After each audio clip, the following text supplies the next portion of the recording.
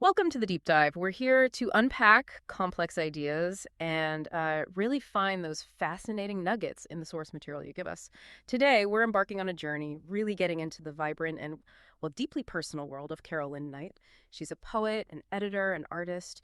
We've gathered some truly insightful sources, book reviews, publisher descriptions, event listings, and even some of her poems themselves, which are quite captivating. Our mission really is to explore how Knight uses poetry, uses it as a lens to look at identity, memory, desire, and just the often surprising ways life unfolds. I'm really looking forward to getting into this. Expert, you mentioned Knight's diverse background before we started. What was the first thing, the first nugget that really struck you about how her life experiences shape her unique voice? Well, yeah, that diverse background is exactly it. It really stands out because Okay. Knight isn't just a poet, right? She's an art educator, she's a graphic designer, and she's also the co-director of Anhinga Press, which is quite prominent. So this rich tapestry of experience, visual arts, literary publishing, it doesn't just influence her work, it actively informs it. It makes her poetic voice incredibly multi-layered. Mm-hmm. She gives us more than just poems, really. It feels almost like a blueprint for self-discovery, but through art. Her honesty is just so palpable, you can really feel it. Yet her approach is truly unique. You can almost sense the graphic designer's eye for detail, the editor's precision, the educator's clarity, all woven into her verse. That's a fantastic point. It sounds like she's looking at her life, her art from all these different angles at once. Okay, so let's begin our exploration then. Let's see what unexpected insights we can glean from her poetic terrain. We're starting our journey with her 2022 collection, If I Go Missing.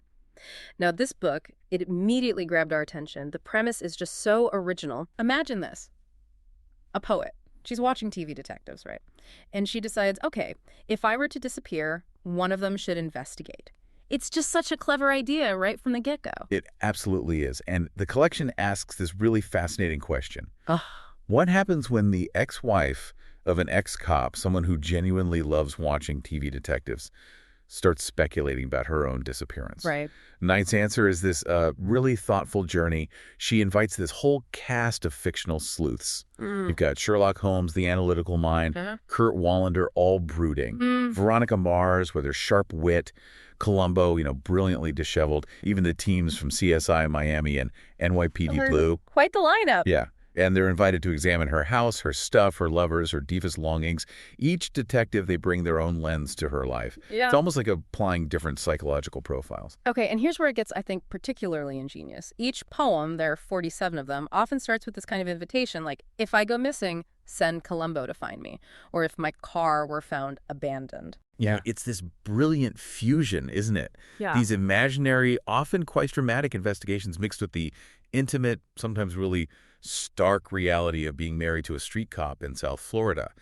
That juxtaposition creates this incredible tension. It does. And what's really powerful here is how this trope, this clever device of having fictional detectives look into her life, it gives Knight a sort of artistic distance. I see. It lets her confront really personal, sometimes painful things like her partner's infidelities, but not as raw confession, more like objective clues in a bigger mystery. Oh, okay. Reviewers like Marina Brown, they call Knight a documentarian of her own life, someone willing to hold up a mirror to examine the parts most of us keep closeted. So it's almost like she's putting her internal world out there, letting us examine those closeted parts through this, well, detached lens. But it's still incredibly revealing. It turns personal trauma into this universal investigation of self. But the collection isn't just serious, is it? It's described as, humorous, ironic sometimes, angry other times, and then heartbreaking. Expert, how do you think she manages that balance? Does one feeling lead to another, or is it more abrupt, like real life? That's a great question, actually, because it's precisely in that mix where her genius lies, I think.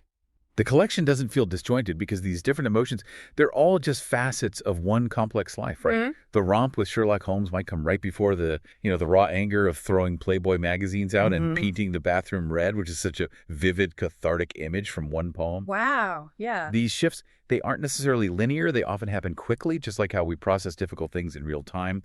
You might find humor even when your heart's breaking, or rage follows quiet thought. Take the poem, Abandoned Car Park. She imagines kneeling in a suicide vest in France. It's stark, almost shocking. But then she pulls us back to the domestic, the mundane, the infuriating, this constant dynamic tension. That's what makes it feel so vivid and real. It sounds like she's inviting us not just to witness her life, but to actually participate in uncovering it, Right. like a detective would. And in doing that, she's also questioning maybe the nature of truth itself, how we piece together our own stories. Exactly. And when you step back, you see her critically looking at the tension between those idealized TV detectives, the glamorous ones, and the really hard domestic realities of living with a cop. Yeah. Even during big events like the 1980 McDuffie riots in Miami. It's a powerful look at violence, love, danger, betrayal. Ultimately, the sources describe her as observant, funny, and spiritual. Mm. And critic Chad Sweeney puts it nicely. He says it's about an escape back into one's own beloved life, a disappearance and an emergency and an emergence. It's not about really vanishing. It's about disappearing into the self to come back out more whole. Okay, so from that investigative journey, If I Go Missing, she takes us somewhere different in her 2020 collection of fretted terrain, like Mars. It feels like she's maybe traded the mystery of who am I for this more sensual landscape of who have I been and who am I becoming. That title alone, A Fretted Terrain, like Mars, it's so evocative. Hints at beauty, but also maybe difficulty. The book's described as a lush evocation of a woman's dance through her life. And what really stands out here is how a fretted terrain, like Mars, works as this vivid travelogue of desire. It's bound for Paris, Las Vegas, Savannah, Rome, and then back again. Ah, So it's a journey, yes, across places, but also through emotional and intimate landscapes. Critic James Kimbrell notes that sexual intimacy and spirituality confront mortality head-on. wow. And while both Eros, life, desire, and Thanatos, death, decay, Mhm. they're definitely playing roles in her work, Kimbrell observes that Eros gets the upper hand. That's a compelling balance. Facing mortality, but desire wins out. The critics really seem to love her imagery. Barbara Hamby calls it an unfurled fan, each slat a moment of beauty turning into a moving picture of love and loss. Beautiful description. Yeah. Hamby also points out Knight's eye for the indelible detail, her open-hearted approach, her lyricism and lush imagery, saying it makes so many poems unforgettable. But with such lush detail and open-hearted emotion, is there ever a risk, maybe, that the personal story overshadows the universal themes? Or does her skill always manage to lift the individual experience? That's an insightful question. Yeah. And I think Knight walks that line expertly. Yes, it's deeply personal, but her experiences resonate universally because she's tapping into really fundamental human emotions: love, loss, longing, regret, joy. Right. It's her craft that elevates the specific details. She doesn't just tell you about a moment. She shows you with such precision, such evocative language that you can't help but connect. Her indelible details, they're the bridge, I think, between her unique life and our shared humanity.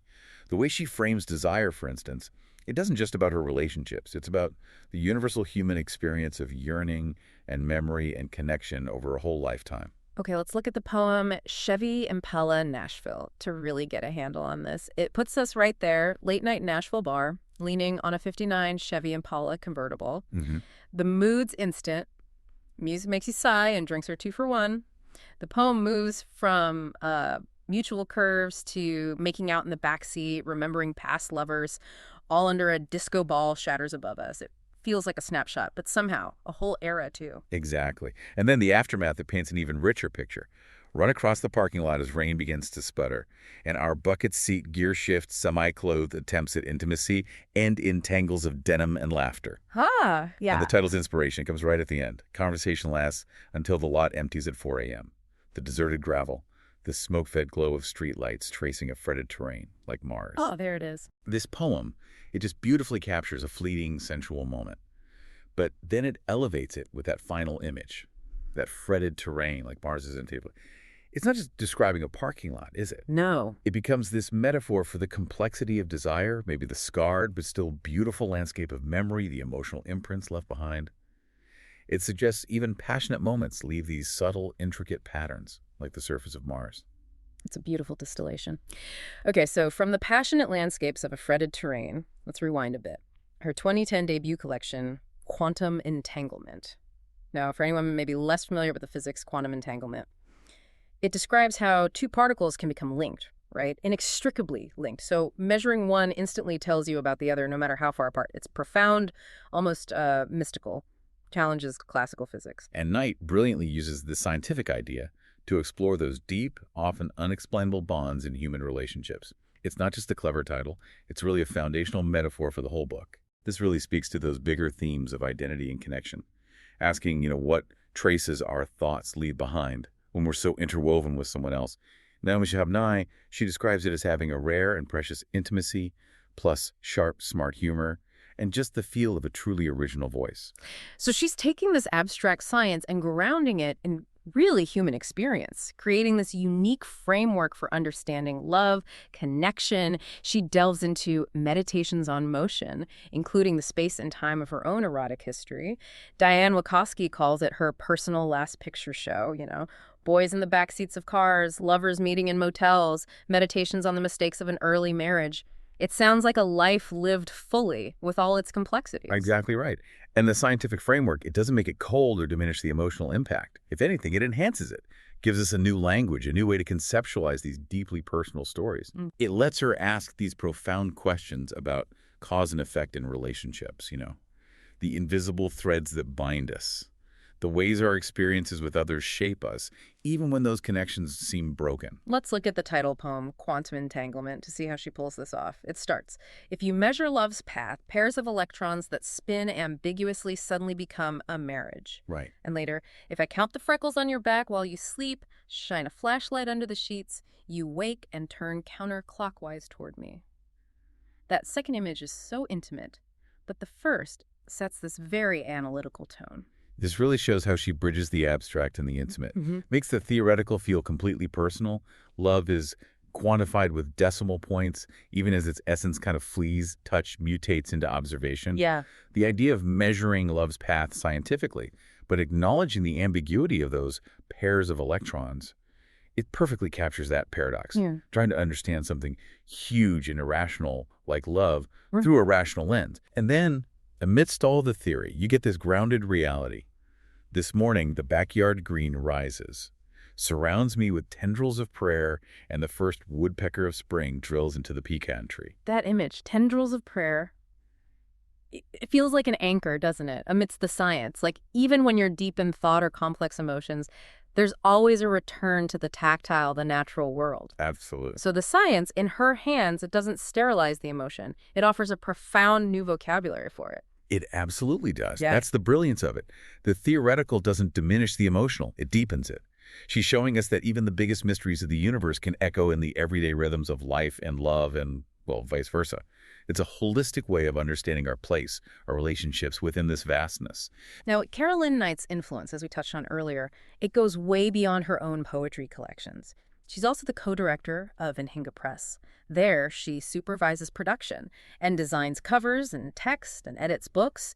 She's been involved in over 100 literary publications. That's just a staggering amount of work, not just as a poet, but facilitating other voices. It truly is. It showcases her multifaceted talent and her commitment to the whole literary community.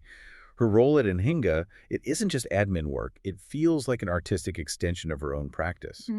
She's helping shape how other poets' voices are presented, applying her design skills, her editorial eye, making sure their work reaches people beautifully. It shows a real dedication to fostering the art form itself, not just her own output. And beyond the literary world, too, right? We learned about her involvement in that Women Among Us Portraits of Strength exhibit in Tallahassee at Lemoyne Arts. That project aimed to honor women 65 or older who've made big contributions to their communities, often unrecognized. Sounds like a really personal, meaningful thing to do. It certainly seems so. And that project is just a beautiful example of her dedication to celebrating others, artists, community members. She wasn't just one of the 17 women featured, recognized for her own contributions, which is notable in itself. Right. But she also volunteered to design and supervise the production of the book that went with it. That book captured Becky Ruta's photos and Mary Jane Ryle's haikus and profiles of these remarkable women. It's just such a testament to her commitment to preserving stories, sharing stories, highlighting those quiet strengths that often go unnoticed. Yeah. And this is where her whole background really shines, Art education, pottery, videography, copywriting, graphic design, her degrees from University of Miami and FSU. It all informs not just her poetry, but this holistic approach to creativity and community. Makes her a really central, inspiring figure down there in the Tallahassee art scene. It's fascinating how her deep dives into her own personal world and the poetry seem mirrored by this dedication to bringing other people's stories and art into the light. There's a theme there, isn't there? Illuminating the unseen, whether it's her own closeted parts or the unrecognized contributions of others. Absolutely. It shows this profound belief in the power of art to reveal, to document, and yeah, to celebrate. Her work, both her own and the collaborative stuff, it really encourages us to look closer, investigate the stories around us, and just recognize the value in every experience. So, we've taken a deep dive today into the really compelling work of Carol Lynne Knight. We've explored her unique blend of autobiography, imagination, scientific metaphor, raw emotion across those three poetry collections. It's been quite a journey, hasn't it?